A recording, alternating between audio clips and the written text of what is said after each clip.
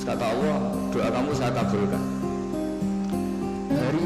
Hari setelah doa itu malaikat yang bagian ngatur matahari itu merasa rileks, nggak seberat kayak biasanya. Akhirnya tanya, ya Allah, kenapa saya sekarang jadi ringan tugas saya? Ya berkat doa ini Nabi Idris. Singkat cerita terus, tolong beri hak dia terbang ke langit karena sudah mensyafaati saya. Terbang dia ke langit. Ketemu malaikat. Jadi orang baik itu ya kadang ngakali. Ketemu malaikat Israel. Tolong saya kasih tahu rasanya mati. Tapi ya kasih mati dia. Akhirnya di surga. Setelah di surga itu cerita kiai kuno itu, setelah kamu belum saatnya masuk surga, pulang lagi. Terus kata kiai kuno itu, sandalnya ditinggal satu. Terus kata Nabi Idris, saya belum bisa keluar Gusti sebelum sandal itu ketemu. Lah surga itu luas, dicari sampai sekarang nggak ketemu. Makanya warfa'na makanan aliyah itu ada ulama mengatakan di antara Nabi yang nggak meninggal selain Nabi Isa itu Nabi Idris, karena beliau sekarang itu masih tertahan di surga nyari sandal.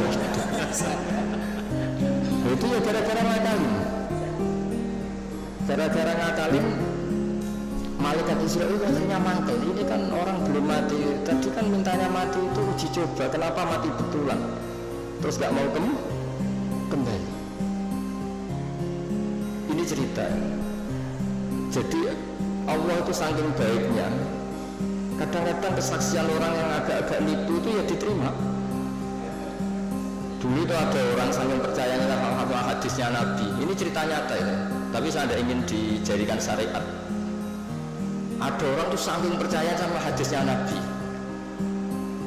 dalam hal itu bagus, tapi dia harus nipu untuk mengaplikasikan itu. Itu ada hadis, siapa yang mati disaksikan orang sekian, dia orang baik, maka dia akan masuk surga. Dia itu nggak orang baik sama sekali, akhirnya nyewa orang. Pokoknya nanti kalau saya mati, kamu harus bilang saya ini orang baik. Nyewa. Dia kali. Ya, supaya punya akte bayar. Tapi tidak tahu kalau contohnya itu tidak tahu. Semoga itu tidak terjadi. Atau kalau terjadi ya semoga tobat. Akhirnya itu bayar betul. Dari rumah sampai kuburan ya orang-orang ini iya lah gitu. Ini orang baik, ini orang baik. Khair. Itu diampuni sama Allah. Allah bukan nilai bayar nyuapnya, tapi nilai wong cek percaya nih beda-beda di Nabi. Salah hadisnya. Jadi orang itu mempunyai sisi aneh. Jadi sudah tahu kalau yang legal formal notaris, ya sudah berusaha dapat notaris. Di satu sisi malah ngaku ini legal formalnya hidup harus punya akte. Supaya jadi dari segi ngaku itu legal formal yang diakui negara bagus, tapi dari segi cara mendapatkannya ini kan masalah kan. Jadi ya saya ini cerita aja. Saya ini tidak termasuk dia yang bisa disuaparnya, kalau mau ngomong ya ngomong aja. Terus diundang notaris, terus muji-muji terus ya enggak, itu mari tidak adil gitu ya, biasa. Jadi sama Allah dimaafkan. Bukan nilai apa tadi uangnya, tapi nilai dia percaya sama bahwa yang disaksikan orang sekian tuh masuk surga. Jadi kita tidak pernah tahu cara pandang Allah, dan ini harapan ya bagi kita semua yang sering salah. Mungkin tidak sekedar pernah salah, saya ini sudah jujur sering salah, sehingga di teks hadis mangkulu bani Adam khotoun wa khairul khotoin at-tawwabun. Setiap dari Bani Adam itu sering salah. Khoto itu bukan khotik. Kalau bahasa Arab itu ghafir itu mengampuni. Kalau ghafar sering ngampuni. Wahib itu pemberi. Kalau wahab sering memberi. Kalau bahasa Arab itu kalau diikutkan wazan fa'al itu mubalaghah. Masih ingat? Masih maju masih maju dia. Jadi itu kadang-kadang hubungan manusia dengan Allah itu kita tidak pernah tahu. Dan Allah itu unik, kadang itu kalau dicatut itu kadang ya suka, kadang ya tidak suka, kita tidak pernah tahu karena Allah itu yaf'alu ma yasha. Pernah ada seorang yang nakal lah, preman lah, nginjek orang yang sedang sujud. Kita kan sepakat yang nginjek itu salah. Kita pasti sepakat yang nginjek itu salah. Kemudian yang sujud ini entah saking nyuwun sewu bodohnya karena dia ada orang alim atau saking emosinya bilang gini, wallahi la yaghfiru wallahu lak, demi Allah, Allah tidak akan ngampuni kamu. Ini pelajaran bagi kita semua. Terus Allah mewahyukan, ini ada di Sahih Muslim, Allah mewahyukan sama Nabi di era itu, kulli fulan, katakan pada fulan itu yang sujud, yang soleh ini, manggal ladzi yata'alla alayya alla aghfira li fulan. Beritahu orang yang sujud ini, yang soleh ini, kenapa dia mencatat nama saya hanya satu sepihak? Saya ini Tuhan loh, bisa aghfir, bisa u'adzib, saya ini bisa memaafkan, bisa menyiksa. Kenapa sifat saya yang diceritakan hanya saya pasti menyiksa? Ini tidak fair kata Allah. Kan ini hanya diceritakan demi Allah, Allah tidak akan memaafkan kamu. Ya saya ini Tuhan, bisa saja memaafkan. Saya ini punya sifat ghafur. Kenapa yang diceritakan pasti tidak fair, tidak memaafkan? Jadi kita tidak, padahal kita secara fikih suka memihak yang sujud kan tentu. Itu ibarat satu keluarga nakal, terus kakaknya bilang, nak sepeda motor buat dol, mesti bapak mesti ngamuk. Jebule bapak era ngamuk. Lah do sepeda sapa narawai bapak malah dhewe tanggo ribet kan. Kita tidak pernah tahu tingkat pemaafnya orang tua. Nah kita hubungan dengan Tuhan kalau kita soleh seringnya gitu. Dengan kita Allah memaafkan, dengan orang lain tidak. Tidak bisa seperti itu. Allah tentu punya sifat dua, diulang-ulang itu. Yaghfiru liman yasha wa yu'adzibu. Tapi inginnya kita sama orang lain, apalagi itu musuh kita, Allah yu'adzibu man yasha. Tapi dengan kita yaghfir. Jadi Allah itu kita atur. Itu tidak boleh. Allah tetap yaf'alu ma yasha. Jadi bisa saja saya nanti masuknya surga itu dulu Pak Imam saja, meskipun hanya PLT Bupati bisa saja. Karena Allah yaf'alu ma yasha, boleh saja. Tapi ya boleh juga kalau dia ada usaha diusir lagi ya boleh saja. Tapi yang jelas itu Allah nggak suka dicatat sepihak, itu nggak suka. Nah sehingga maksud saya ngaji di sini, ketika kita sudah punya legal formal akte misalnya, jangan lalu melupakan bisa saja fakta sebenarnya tidak seperti itu. Karena tidak gampang, legal formal mewakili fakta itu tidak gampang. Saya cerita sedikit ini sekaligus peringatan bagi semua yang nangani hukum lah atau legal formal. Saya juga pernah didolani Dirjen Kemenhum. Saya sering cerita dulu ada orang bercekcok di depan Nabi, 2 orang. Itu Nabi cara ngendikan tuh hati-hati sekali. Fala Allah ba'dukum alhana min ba'din. Mungkin di antara kamu ada yang lebih fasih berargumentasi.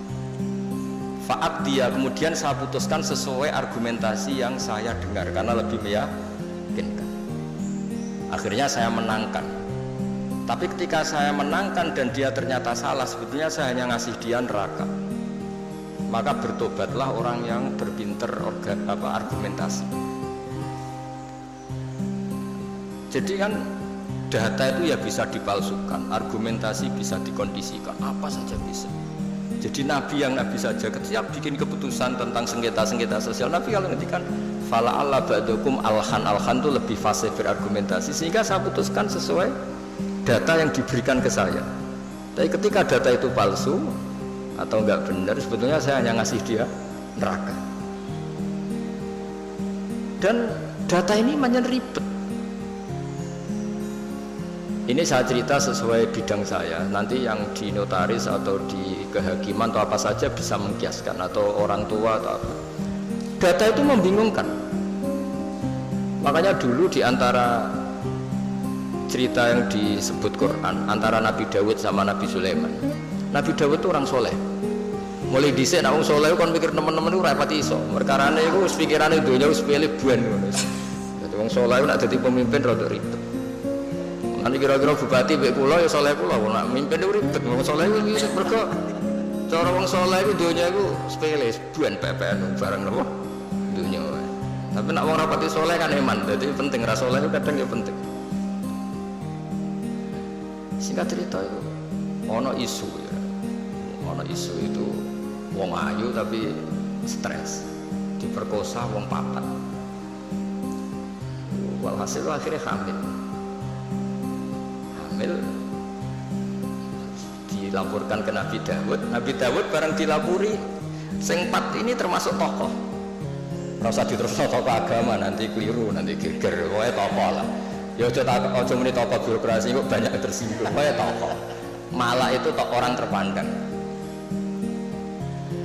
Sehingga cerita Nabi Dawud dilapuri paling dihamili anjing, yang empat orang itu bilang gitu. Nabi Dawud yang namanya orang soleh ya, daripada mengkasuskan orang yang enggak kasus ya diam aja. Setelah keputusan itu kelar, Nabi Sulaiman masih umur 13 tahun di situ. Kalau saya hakimnya, maka akan saya putuskan tidak seperti yang diputuskan bapak saya. Padahal Sulaiman itu bin Dawud. Terus kata Nabi Dawud, ya sudah kamu gelar pengadilan lagi, kamu hakimnya. Jadi dulu itu biasa anak sama bapak beda itu biasa, kalau urusan ilmu biasa. Kalau sekarang ada anak beda gegernya itu biasa tuh.